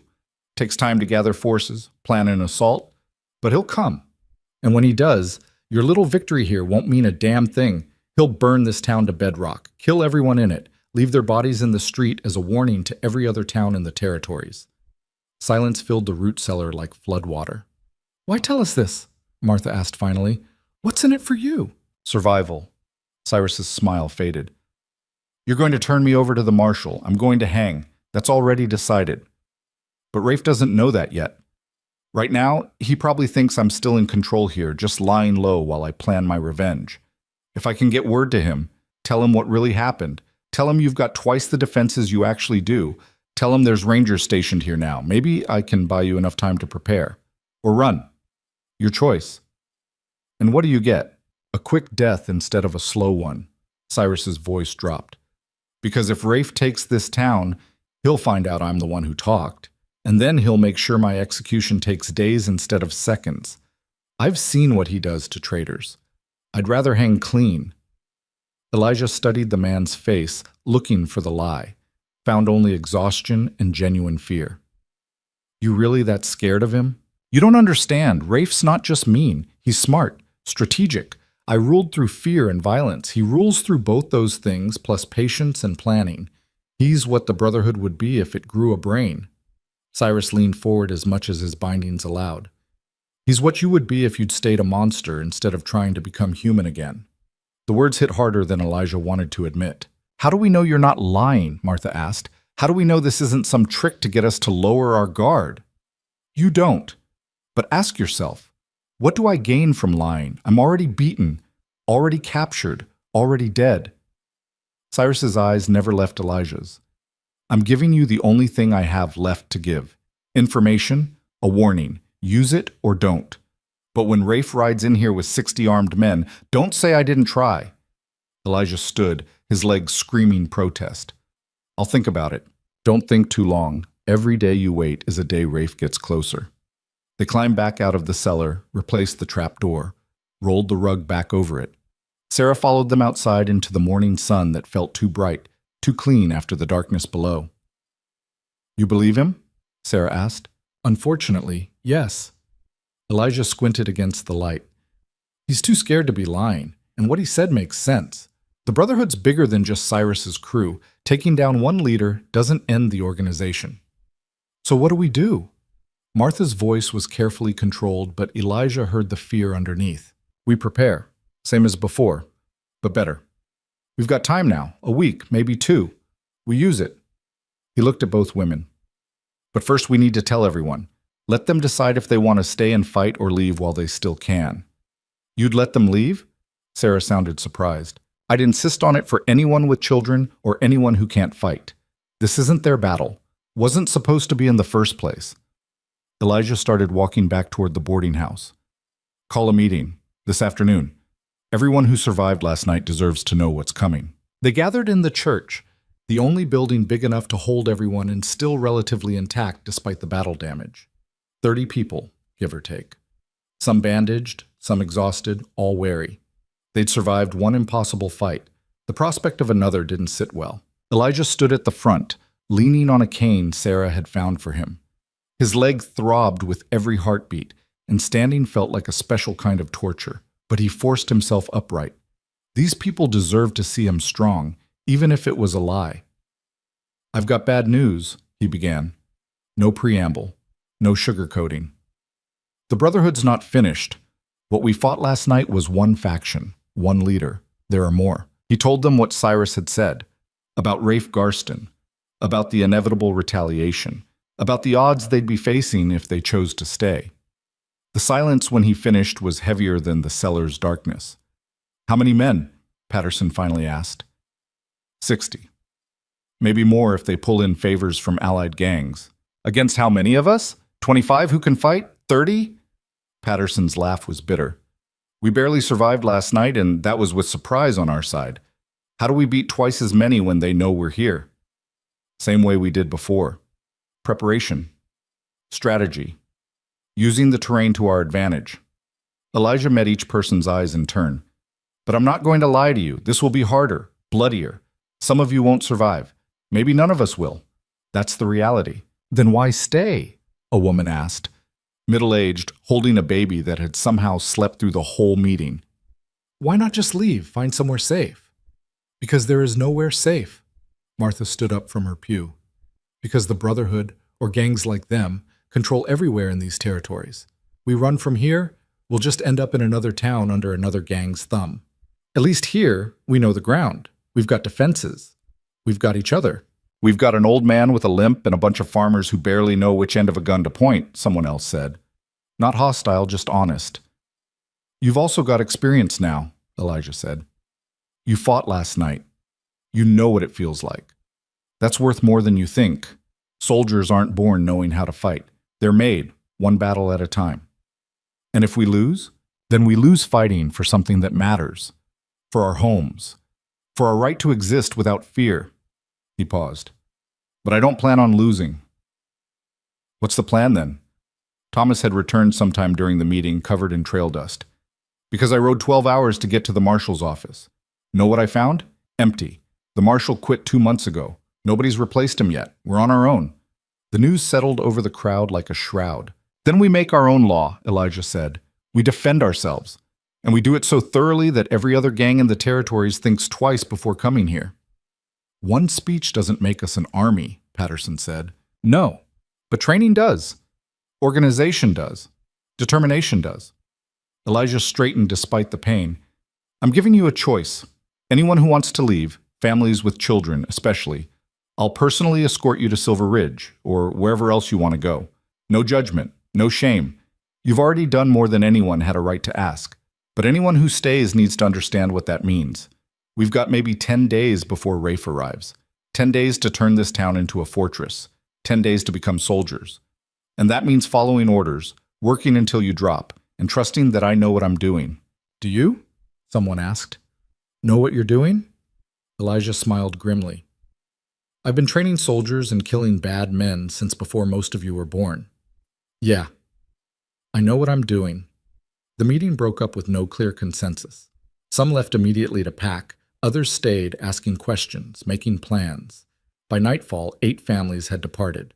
3 with young children, 5 who just couldn't face another battle. Elijah didn't blame them. That left 22 fighters, not an army, barely a militia, but it would have to be enough. The training started the next morning. Elijah divided them into 3 groups: shooters, scouts, and support. The shooters needed to improve their marksmanship, learn to fire under pressure, understand ammunition conservation. The scouts needed to learn the terrain around Dusty Creek, identify good ambush points, master silent movement. The support group, older folks and those less able to fight directly, would handle supplies, medical care, communications. He worked them hard, harder than they'd ever been worked. Dawn to dusk, they drilled. Shooting practice until their shoulders ached from rifle recoil. Tactical movements until they could navigate the town blindfolded. Combat scenarios that pushed them past exhaustion into a place where muscle memory took over. Some quit. A few more families left, unable to handle the pace. That brought them down to 18 fighters. But the ones who stayed got better, noticeably better. Alice's shooting improved to the point where she could hit a target at 100 yards 3 times out of 5. Patterson, despite his age, proved surprisingly adept at tactical thinking. Elijah put him in charge of defense planning. Sarah organized the supply lines with ruthless efficiency, making sure ammunition and food were distributed evenly across all defensive positions. And Thomas. Young Thomas showed promise that made Elijah's chest tighten with an emotion he couldn't quite name. The kid was fast, smart, and fearless in the way only the young could be. He absorbed everything Elijah taught him, asked intelligent questions, pushed himself harder than anyone else. "You're good at this," Elijah told him one afternoon after a particularly successful training drill. "You ever think about becoming a lawman?" Thomas shrugged. "Never had much use for the law. They weren't around when we needed them." "That's because the law is just people, and people fail. But that doesn't mean the idea's wrong." Elijah reloaded his rifle, handed it to Thomas. "Show me that maneuver again, the one where you flank from the blind side." Thomas executed it perfectly. Elijah watched with a mixture of pride and sorrow. The kid was learning everything Elijah could teach him, becoming exactly the kind of fighter the territories needed. But Elijah remembered being that age, full of righteous certainty, believing that violence could fix everything. He also remembered what came after, the weight of it, the ghosts. "Don't become me," he said suddenly. Thomas looked confused. "What? I'm teaching you how to fight, how to kill. But don't become me. Don't let it consume you." Elijah's voice was rough. "There's a difference between defending what you love and loving the defense. You understand?" "I think so." "Good. Remember it when this is over, however it ends." Elijah turned away. "Again. Run the drill again." 5 days before Rafe's estimated arrival, Elijah called everyone together. "We're as ready as we're going to be," he said. "Now comes the hard part. Waiting." But the waiting didn't last long. 2 days later, a rider appeared on the eastern road, alone, unarmed, carrying a white flag. Patterson spotted him first from the church tower. "Rider coming? Just one." Elijah climbed the tower, painful, slow, but necessary. He needed to see this himself. Through a borrowed spyglass, he studied the approaching figure. Young man, maybe 25, well-dressed by frontier standards, confident in the saddle, and carrying a message pouch. "Could be a trick," Patterson said. "Could be." But Elijah's instincts said otherwise. "I'll meet him. Have the shooters in position, just in case." He descended the tower and walked to the edge of town. The rider stopped 50 feet away, dismounted, and approached on foot. Up close, he was even younger than Elijah had thought, barely more than a kid, really, with a smooth face and eyes that hadn't seen much horror yet. "You Elijah Cole?" the kid asked. "I am. Got a message from Rafe Garston." He pulled a folded paper from his pouch. "He says to tell you he's coming. 3 days. With enough men to paint this town red." Elijah took the paper, unfolded it. The message was short, written in a neat hand that contradicted the violence it promised. "Old man, you made a mistake. Cyrus was weak. I'm not. Enjoy your last 3 days. R.G." "You his messenger boy?" Elijah asked. "I'm his courier. There's a difference." "Is there?" Elijah refolded the paper. Tell Rafe something for me. Tell him that 3 days is generous. Tell him I appreciate the warning. And tell him that when he rides into Dusty Creek, he better be prepared to die, because I've been killing men like him since he was sucking at his mother's teat. The courier's face paled slightly. He said you might talk tough, said it don't matter. Numbers beat toughness every time. We'll see about that. Elijah handed the paper back. Now, ride out of here before I change my mind about shooting messengers. The kid mounted fast and rode hard. Elijah watched until he disappeared into the heat shimmer, then turned back to town, found Martha waiting. Well, she asked. 3 days. He's coming in 3 days. Can we be ready? Elijah looked at Dusty Creek, at the fortifications they'd built, the defenses they'd planned, the people who'd trained until their hands bled and their bodies screamed, at this impossible town that refused to die. We'll have to be, he said. That night, he couldn't sleep. His leg hurt too much and his mind wouldn't quiet. He sat in his room, cleaning weapons, checking ammunition, running through tactical scenarios. Around midnight, someone knocked on his door. Martha entered without waiting for permission. She carried a bottle and 2 glasses. Thought you might need this, she said, pouring them both a measure of whiskey. I don't drink before a fight. This isn't before a fight. This is during a war. Different rules. She handed him a glass. To survival. To survival, he echoed, and drank. The whiskey burned going down, warm and violent. They sat in companionable silence for a while, each lost in their own thoughts. Can I ask you something? Martha said finally. Depends on what it is. Why are you really doing this? And don't tell me it's duty or justice or whatever noble reason you gave the town. I want the real answer. Elijah was quiet for a long time. Then, because I'm tired of running. Because for 20 years I told myself I could escape what I am. But I can't. I'll always be a ranger. I'll always be the wraith. I'll always be the man who killed 37 people in a single night and felt nothing but satisfaction. He stared into his glass. So if I can't escape it, maybe I can aim it at something worthwhile. Maybe I can use this curse for something good before it kills me. That's not the same as redemption. No, it's not. Redemption's impossible for men like me. But maybe, he trailed off. Maybe what? Maybe teaching people to defend themselves is close enough. Maybe if I can create something that lasts after I'm gone, a town that can stand on its own, people who know they don't have to be victims, maybe that's worth the blood on my hands. Martha nodded slowly. You know you might die in 3 days. I've been dying for 20 years, just taking my time about it. She laughed at that, surprising them both. You're a piece of work, Elijah Cole. I'm a mess is what I am. But he smiled too, small and sad.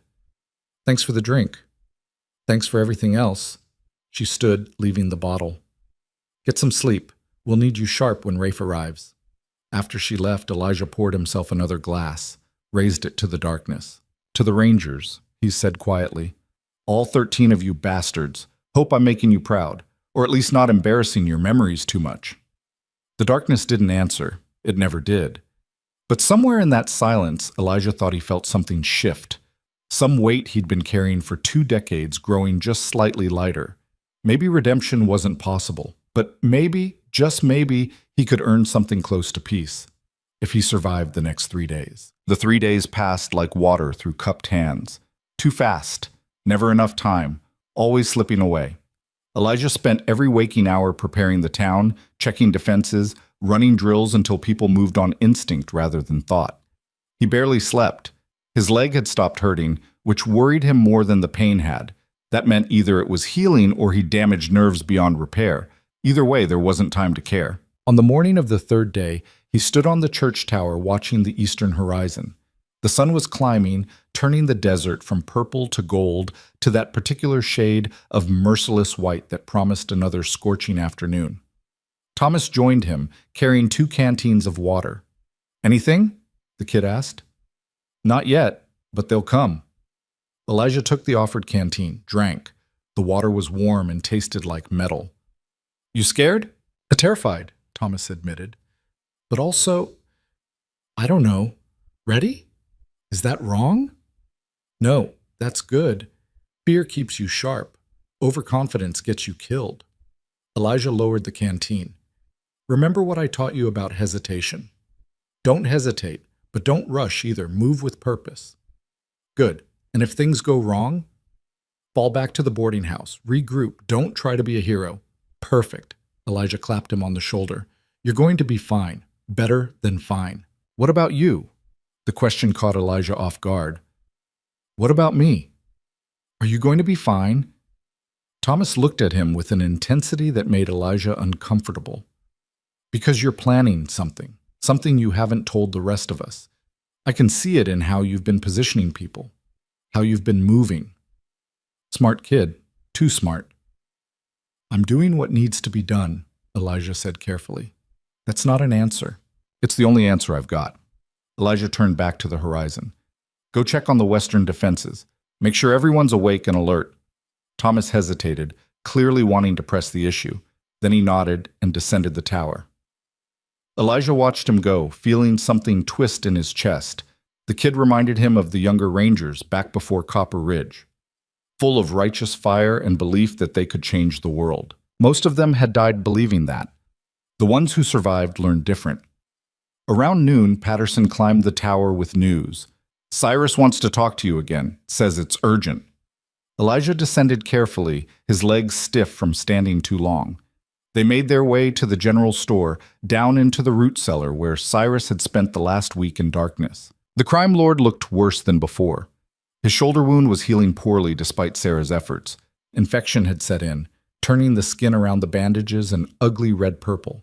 He was running a fever, sweating through his shirt. You look terrible, Elijah said. Feel worse. Cyrus coughed, winced. But that's not why I called you down here. Rafe's coming today. I can feel it. And when he does, he's not going to do what you expect. Explain. You're planning for a frontal assault, same as what I did. But Rafe's smarter than that. He knows what happened here, knows you've had time to prepare. Cyrus shifted, chains rattling. He's going to do something unexpected, something that undermines your defenses without having to fight through them. Like what? If I knew, I'd tell you, but think like him. What's your weakest point? Not militarily, psychologically. What would break these people's will to fight? Elijah considered that. The town's strongest asset was unity, people fighting for each other, for their homes. So the weakness would be hostages, he said quietly. He's going to take hostages. Maybe. Or burn the crops. Or poison the wells, something that forces you to come to him instead of making him come to you. Cyrus leaned back against the wall. I'm telling you this because I want you to win, not out of any noble reason. Just because if Rafe takes this town, he'll dig me up just to kill me again, and I'd rather stay dead the normal way. Appreciate the honesty. Elijah started toward the ladder. Cole, one more thing. He stopped. What? You're planning to die today, aren't you? I see it in your face. You've got that look men get when they've made peace with not seeing tomorrow. Elijah didn't answer immediately. Then, if dying is what it takes to give this town a chance, then yeah, I'm ready for that. Waste of a good soldier. Soldiers are supposed to protect people. Sometimes that costs everything. That's the job. He climbed the ladder, leaving Cyrus in the darkness. Back above ground, Elijah gathered his core group. Martha, Patterson, Sarah, Thomas, Alice. They met in the church, away from the others. Cyrus thinks Rafe will try something unconventional, he said without preamble. I think he's right. We need to split our focus. Patterson, I want you and half the fighters maintaining the main defenses. But the rest of us need to be mobile, ready to respond wherever Rafe hits us. That spreads us thin, Patterson objected. Everything spreads us thin. We're 18 people against 60. There is no configuration that isn't thin. Elijah pointed to his map of the town, now worn and creased from constant use. But if we're mobile, we can respond to threats before they become catastrophic. Martha, I need you coordinating communications. Sarah, you're managing supplies and medical. Alice, you're our best shot. I want you in the church tower with a clear view of everything. Thomas, you're with me. Where will you be? Martha asked. Wherever the fighting's thickest. Elijah rolled up the map. One more thing. If I give the signal, 3 gunshots in rapid succession, everyone falls back to the boarding house immediately. No questions, no delays. You understand? They nodded, though Thomas looked skeptical. The meeting broke up. People scattered to their positions. Elijah checked his weapons for the 100th time. 2 revolvers, the Winchester rifle, a knife, and a small derringer tucked in his boot as a last resort. He'd learned long ago that preparation was the difference between living and dying. You never had too many weapons or too much ammunition. The sun was past its peak when Alice called down from the tower. "Riders, Eastern Road, a lot of them." "Here we go." Elijah climbed up beside her, his legs screaming protest. Through the spyglass, he counted figures. 58. Almost exactly what Cyrus had predicted. They rode in a loose formation, disciplined but not military. Professional criminals, not soldiers. That could work in Dusty Creek's favor. Soldiers followed orders even when things went wrong. Criminals had a tendency to break when casualties mounted, but there were so many of them. At the front rode a man who had to be Rafe Garston. Tall, lean, with a dark beard and eyes that were calculating even at this distance. He held up a hand and the entire column stopped, still half a mile out. "Why aren't they attacking?" Alice whispered. "Because Rafe's smarter than Cyrus. He's assessing, looking for weaknesses." Elijah watched through the spyglass. "And he's probably noticed that the town looks defended, probably wondering if we're bluffing." Rafe called something to his men. 5 riders broke off from the main group, circling wide to the north. Another 5 went south. "Flanking," Alice said. "More than that, he's probing, testing our response." Elijah climbed down from the tower. "Stay sharp. Call out anything unusual." He found Thomas near the stable. "Take 3 people and move to the northern perimeter.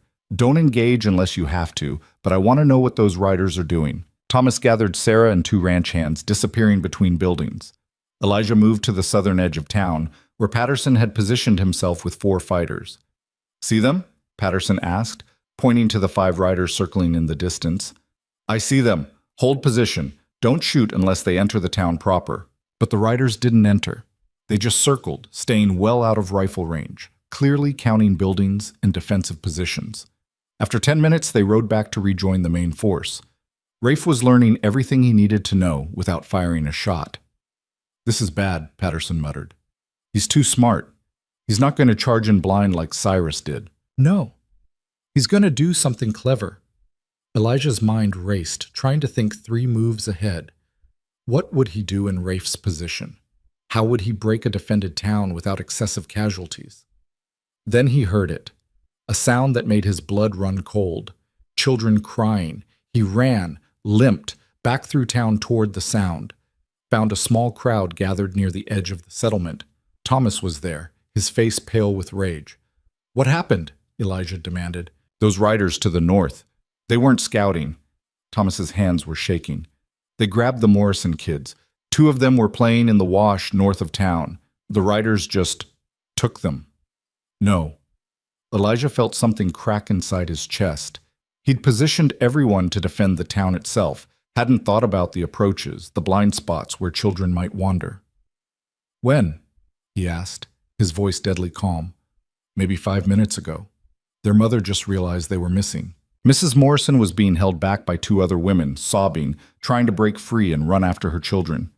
Elijah walked over to her. "Ma'am, look at me." He waited until her eyes focused. "I will get them back, I promise you that. But I need you to trust me and stay here. Can you do that?" She nodded, tears streaming down her face. Elijah turned to the crowd. "Everyone back to positions. This is what Rafe wanted, to make us emotional, to make us reckless. Don't give him the satisfaction." But inside he was already planning, already calculating, already accepting what this was going to cost. He climbed back up the church tower. Through the spyglass, he could see Rafe's camp. The main force was setting up a perimeter, clearly planning to siege the town. And there, in the center, were 2 small figures. The Morrison children. A boy and a girl, maybe 8 and 10. Sitting on the ground, surrounded by armed men. Bait. Rafe wanted Elijah to come for them, to leave the town's defenses and walk into a trap. And it would work, because there was no universe in which Elijah left children in the hands of men like the Brotherhood. "I'm going out there," he said to Alice. "That's suicide. That's exactly what he wants." "I know, but those are children. And if I don't go, he'll kill them just to prove he can." Elijah descended the tower, Tell Martha to take command. Tell her if I'm not back in 2 hours, she makes the call on whether to fight or surrender. Elijah, this isn't a discussion. He gathered his weapons, checked his ammunition one final time. Thomas caught up with him at the edge of town. I'm coming with you, the kid said. No. Those are children. You can't go alone. That's exactly why I'm going alone. They're expecting a rescue attempt. They're not expecting an old man to just walk in and negotiate. Elijah put a hand on Thomas's shoulder. I need you here. If this goes wrong, you're the one who keeps this town fighting. You're the one who finishes what we started. Understand? Thomas's jaw worked. Then he nodded. Elijah walked out of Dusty Creek as the sun began its descent toward the horizon. He carried a white cloth tied to his rifle barrel. Not a surrender, but a parley flag. His leg throbbed with each step, but he ignored it. Pain was just information. It didn't have to be obeyed. Rafe's men saw him coming from a mile away. By the time he reached their perimeter, 20 rifles were pointed at his chest. Let him through, a voice called. Rafe's voice, smooth and educated, not what Elijah had expected. The rifles lowered. A path opened. Elijah walked through it, keenly aware of the guns tracking his every move. He'd been in situations like this before. The trick was to show no fear. Fear was blood in the water to men like this. Rafe sat in a folding chair, clean and composed despite the desert heat. Up close, he was younger than Elijah had estimated, maybe 35, with intelligent eyes and the kind of calm that came from absolute confidence. Elijah Cole, Rafe said, as if greeting an old friend. The legend himself. I'm honored. Where are the children? Safe. For now. Rafe gestured to his left. The Morrison kids sat 20 feet away, unharmed but terrified. A guard stood over them with a drawn pistol. You came alone. I respect that. Stupid, but respectable. Let them go. They're not part of this. Everything's part of this. The moment you decided to destroy Cyrus's operation, you made everything in this territory part of this. Rafe leaned forward. But I'm a reasonable man. I'm prepared to offer you a trade. What kind of trade? The children for you. You surrender, submit to execution, and I let them walk back to town unharmed. More than that, I let the whole town live. We pack up, right away, never come back. Rafe's smile was cold. All it costs is one old man who's already half dead anyway. Elijah had expected something like this. And if I refuse, then I kill the children. Then I kill you. Then I ride into Dusty Creek and kill everyone there slowly while you watch from whatever hell you end up in. Rafe's voice never changed tone, stayed conversational throughout. Those are your options. Simple math. One life to save dozens. How do I know you'll keep your word? You don't. But consider my position. Killing Cyrus's destroyer makes me a legend. That's worth more than burning one town. I get what I want either way, but this is cleaner, less work. Rafe stood, walked closer. You're a soldier. You understand tactical decisions. This is the right play. You know it. Elijah looked at the children, at their terrified faces, at their mother's eyes staring at him from across a mile of desert, waiting for a miracle he couldn't provide. All right, he said quietly. I accept. Smart man. Rafe snapped his fingers. Two of his men grabbed Elijah, stripped him of his weapons, bound his hands behind his back. Walk the children to the edge of camp. Let them go. The guard pulled the Morrison kids to their feet, marched them toward Dusty Creek. They kept looking back at Elijah, confused and scared. He gave them what he hoped was a reassuring nod. When they were out of sight, Rafe drew his pistol. Any last words? He asked. Yeah, you made a mistake. What mistake? Thinking I came alone. Rafe's eyes widened slightly. Then gunfire erupted from 3 directions. Thomas had followed him, and he'd brought the others. They'd positioned themselves in the rocks and gullies surrounding Rafe's camp, close enough to be lethal. Alice's first shot took down the guard who'd been watching the children's exit.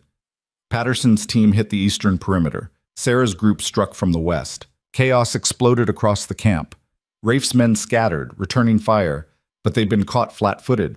The element of surprise that Elijah had claimed for Dusty Creek once before now belonged to them again. Rafe dove for cover, dragging Elijah with him. They landed hard behind a wagon. Bullets punched through the wood, sending splinters flying. "You old bastard," Rafe snarled. "You played me. I bought time for them to get into position.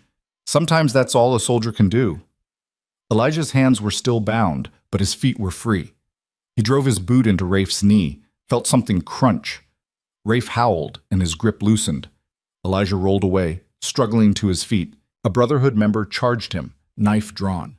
Elijah couldn't defend properly with bound hands, so he did the only thing he could. He ran at the attacker, lowering his shoulder and driving into the man's midsection. They both went down. The knife clattered away. Elijah brought his knee up into the man's groin, then slammed his forehead into the man's nose. Felt it break. The man went limp. Someone cut his bindings. Thomas, appearing out of the chaos like an avenging spirit. "You all right?" "Fine. We need to end this fast before they regroup." Elijah retrieved his weapons from where they'd been piled. "Where's Rafe?" "There!" Thomas pointed. Rafe was limping toward the horses, clutching his ruined knee, trying to escape. Elijah raised his rifle, aimed, and lowered it. He could make the shot. Easy, center mass, 50 yards, clear sight line. One bullet, and Rafe Garson would cease to be a threat. But something stopped him. Some voice in the back of his mind that sounded like all the rangers he'd served with, all the men who'd died at Copper Ridge, all the ghosts he'd been carrying for 20 years. Killing Rafe wouldn't end the cycle. It would just feed it. Another body. Another ghost. Another piece of his humanity carved away in the name of necessity. "Let him go," Elijah said. "What?" Thomas stared at him. "He'll just come back. He'll go back to whatever hole he crawled out of and tell everyone that the Iron Brotherhood got their asses handed to them twice by a dying town. He'll tell them that Elijah Cole is still alive, still dangerous, and that Dusty Creek is off limits." Elijah kept his rifle lowered. "We don't need to kill him. We just need to break him." Rafe reached a horse, hauled himself into the saddle. Around them, the Brotherhood was retreating, their will to fight shattered by the ambush. They were criminals, not fanatics. When the cost got too high, they ran. Rafe looked back once, his face twisted with rage and humiliation. Then he spurred his horse and rode hard to the west, followed by what remained of his force. The shooting stopped. Silence crashed over the desert like a wave. Thomas lowered his rifle slowly. "We won. We survived." "That's not quite the same thing." But Elijah allowed himself a small smile. "Though it's close enough." They gathered their people, no casualties, miraculously. A few wounds, but nothing serious. The Morrison children were back with their mother, who wouldn't stop hugging them and crying. The remaining Brotherhood members who'd been too wounded to flee surrendered without resistance. The walk back to Dusty Creek was long and slow. Elijah's leg finally gave out halfway there, and Thomas and Patterson had to help him the rest of the way. By the time they reached the boarding house, the sun was setting and painting the desert in shades of amber and purple. Martha was waiting with medical supplies. "You scared the hell out of me." "Sorry, had to do it." Elijah let them help him to a chair. "How's the town?" "Intact, grateful, confused about what happens next." She started cleaning a cut on his forehead he didn't remember getting. "So what does happen next?" That was the question, wasn't it? "Next we rebuild. Properly this time. Not just defenses, but everything. A real town, with real law." Elijah looked at Thomas. "And we're going to need a marshal. Someone young enough to last, smart enough to lead, and tough enough to enforce the law when it needs enforcing." Thomas's eyes widened. "You're not suggesting—" "I'm not suggesting. I'm telling. You've got the skills. You've got the heart. And this town trusts you." Elijah pulled the ranger coin from his pocket, the one he'd carried for 20 years, held it out. "I can't make you an official ranger. That organization's dead. But I can give you this. Let it remind you of what you're fighting for. Not revenge, not glory, just people, just protection." Thomas took the coin with shaking hands. "I don't know if I can—" "You can. I've seen it." Elijah leaned back, exhausted. "Just don't make my mistakes. Don't let the violence become who you are. Remember that every life matters, even the ones you're fighting against. Remember that mercy isn't weakness. It's the hardest kind of strength." Over the next few weeks, Dusty Creek transformed. Word spread about what had happened, how a dying town had twice beaten the Iron Brotherhood, how ordinary people had become extraordinary defenders. Other towns sent representatives, asking for advice, for training, for hope. Elijah gave it to them. He trained their fighters, helped them organize their defenses, taught them everything the Rangers had taught him. But he also taught them something the Rangers had never understood, that the goal wasn't to become harder, meaner, more willing to kill. The goal was to become strong enough that killing wasn't necessary, to build communities that could stand together rather than warriors who could stand alone. Thomas grew into his role as marshal. He was fair but firm, compassionate but not soft. He made mistakes, everyone did, but he learned from them. And he wore the Ranger coin on a chain around his neck, a reminder of what had been and what could be. Cyrus was eventually transported to the territorial capital for trial. He hung 3 months later. His execution was quick and clean, just as he'd wanted. The Iron Brotherhood fragmented without leadership, individual cells either disbanding or being absorbed into other criminal operations. The name became a cautionary tale rather than a threat. Rafe Garson disappeared entirely. Rumors placed him in Mexico or California or dead in a ditch somewhere. Elijah didn't particularly care. The man had been broken, his reputation shattered. That was punishment enough. As summer turned to fall, Elijah knew it was time to leave. His leg had healed as much as it ever would. The limp was permanent now, a reminder of everything that had happened. But more than that, Dusty Creek didn't need him anymore. They'd found their own strength, their own voice. He'd just been the catalyst. He told Martha first. They were sitting on the boarding house porch, watching the sun set over a town that now bustled with life and purpose. "You're leaving," she said. Not a question. "How'd you know?" "You've had that look for days. Like you're already gone, just haven't told your body yet." She sipped her coffee. "Where will you go?" "Don't know. Maybe nowhere. Maybe everywhere." Elijah watched the sky turn from blue to orange to purple. "I spent 20 years running from what I was. These last few months I learned I can't run from it. But maybe I can live with it. Maybe I can be what I am without letting it consume me. That's not an easy road. Nothing worth doing is." He stood, joints creaking. "Thank you. For everything. For trusting me when you had no reason to. For being tougher than anyone gave you credit for." Martha stood too, faced him. Then, to his surprise, she hugged him. "You saved us. Don't ever forget that. Whatever else you've done, whatever blood you carry, you saved us." He left the next morning before dawn because goodbyes were easier in the dark. He took only what he'd arrived with, a worn duster, a hat with a bullet hole, and a few supplies. The weapons he left with Thomas. The town needed them more than he did. But as he reached the edge of Dusty Creek, he found he wasn't alone. Thomas stood there holding the reins of 2 horses. "Thought you might need company," the kid said. "At least for a while. At least until you figure out where you're going." Elijah wanted to argue, to tell Thomas his place was here, protecting the town. But looking at the kid's determined face, he saw himself 30 years ago. Saw someone who needed to understand what they were capable of, needed to walk the hard roads before settling into an easier life. "All right," Elijah said, "but just for a while." They rode out together as the sun broke over the horizon, turning the desert into a sea of gold. Behind them, Dusty Creek woke to another day, stronger than before, prepared for whatever came next, no longer waiting for salvation, but creating it themselves. Elijah looked back once, saw the church tower, the repaired buildings, the smoke rising from morning cooking fires, saw life where there had been death, hope where there had been fear, and he thought maybe, just maybe, the Rangers hadn't died at Copper Ridge after all. Maybe they'd just evolved. Become something bigger than 13 men with coins and guns. Become an idea that anyone could protect, anyone could stand, anyone could refuse to be a victim. That was worth living for, worth fighting for, worth carrying forward into whatever time he had left. "You think we made a difference?" Thomas asked as Dusty Creek disappeared behind them. Elijah considered the question, thought about Henderson and Margaret Wu, who died defending their home, about Martha, who'd found strength she didn't know she had, about all the people who'd discovered that courage wasn't the absence of fear, but the decision to act despite it. "Yeah," he said finally. "I think we did." They rode on, 2 figures against the vastness of the desert. One old, one young. One carrying ghosts, one carrying hope. Both carrying forward the understanding that justice wasn't something that happened to you. It was something you made, one choice at a time, one stand at a time, one moment of refusing to let the bad win. The territory stretched out before them, still wild, still dangerous, still full of people who needed protecting and people who needed stopping. The work was never done, would never be done.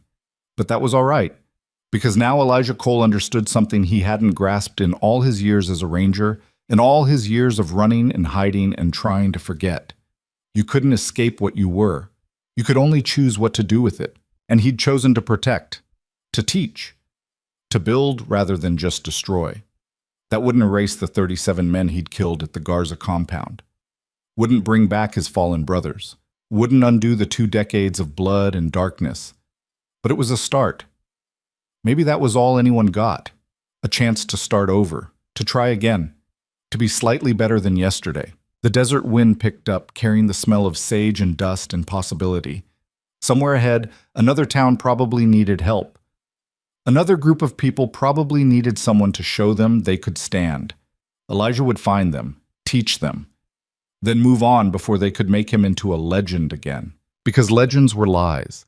They were stories people told to avoid doing the hard work themselves.